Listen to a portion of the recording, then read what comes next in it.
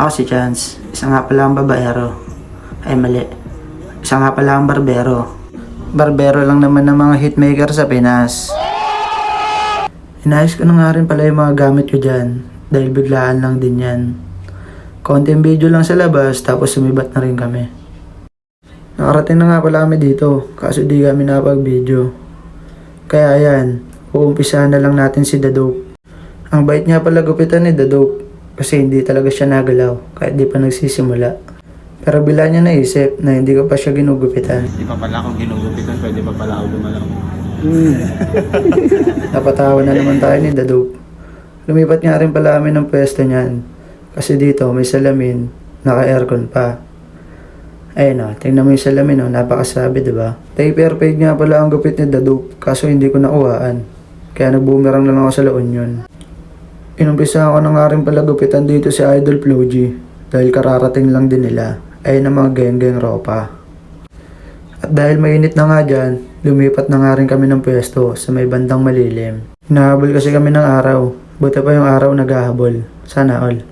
Biniblend na nga pala natin yung fade ni Idol Flo G para sabi ang mga banatan. Tamang kwentuhan nga lang pala yung dalawang idol ko dyan. Dahil maglalabas na naman ng pangwalang yaan yung dalawang idol natin dyan. At habang pinupulido natin ng gupitan natin dyan kay Idol Flo G, tamang ML naman siya. Malakas din pala maglaro si Idol Flo G ng ML kung alam nyo lang. Lagi niya rin ako niyaya kaso overqualified na daw ako. Nagugupit na daw kasi ako tas mag-ML pa. Kaya yan, tapos ko na siya gupitan. Inaahit ko na pala yung kanyang batok para walang matirang buhok. Tapos pulbo para hindi mangate, syempre. Tapos na nga pala yung session namin. Check nyo na lang kung gaano kalinis yung gupit natin. Nandito nga pala kami sa loob. Naayos ko lang dyan yung buhok ni Dasos. Habang kakwentuhan si The Dope. Patapos na nga rin pala to dahil nilinis ko lang yan. At dito panoorin naman natin yung sino Flo G. Yan, napakalupit talaga ni Idol Flo G. Wala talaga akong masabi dito. Napakalupit ng isang Flo G.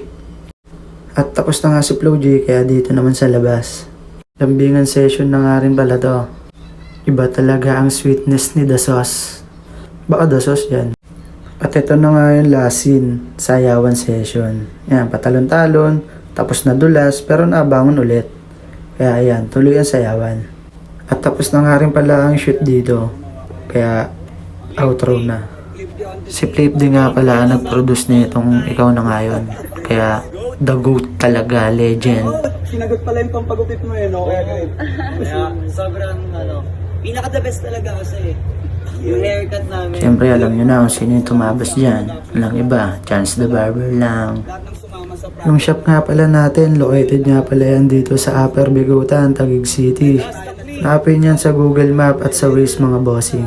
At dito ko na nga tatapusin tong video natin mga bossing. Maraming salamat sa mga nanood. Peace!